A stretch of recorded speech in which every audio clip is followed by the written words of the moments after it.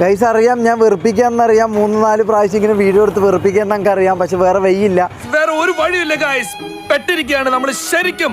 എൻ്റെ ഫസ്റ്റത്തെ 200K അടുപ്പിച്ചുള്ള channel ഈ പറഞ്ഞ പോലെ ഒരു നാറി ആരാന്ന് നിങ്ങൾക്ക് അറിയാം, ഞാൻ പറയണ്ടല്ലോ, അടിച്ചു കളഞ്ഞു. ഈ പറഞ്ഞ പോലെ രണ്ടാമത്തെ ചാനലും ഈ പറഞ്ഞ നാറി അടിച്ചു കളയാൻ വേണ്ടി നോക്കി എന്ന്. അത്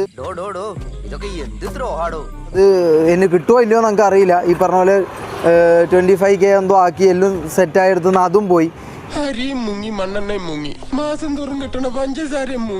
ഈ 93K സബുള്ള ഇതായിരിക്കും എൻ്റെ ഒറിജിനൽ ചാനൽ. അപ്പോൾ ബൈ ഗൈസ്, ഞാൻ ഒളിവിലേക്ക് പോയെന്ന്. അപ്പം ബൈ. ഇപ്പൊ അണ്ടർഗ്രൗണ്ട് പോയില്ലെങ്കിൽ പോലീസ് എന്നെ നിരപ്പാക്കും. എന്തിനടാ ബാബു ദൈവം നിനക്ക് ഇത്രയും ആത്മാർത്ഥത തന്നു?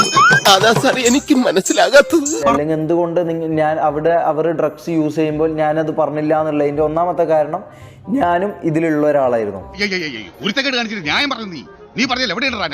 അതന്നത്തെ ചോരത്തിളപ്പിന് ഇപ്പൊ എന്ത് ചോര തണുത്തു പോയാ? തണുത്ത് മരവിച്ചു എന്ന് പറയുന്നതാവും ശരി.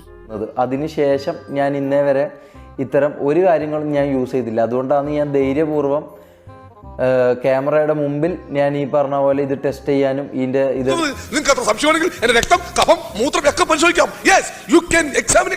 ഈ പറഞ്ഞ പോലെ അങ്ങനെ യാതൊരു ഇതും നോക്കാതെ ഒരു ഒരു എന്താ പറയുക, ഒരു നല്ലൊരു ജീവിതം നയിക്കണം എന്ന് എനിക്ക് സത്യസന്ധമായിട്ടുള്ള ആഗ്രഹമുണ്ട്.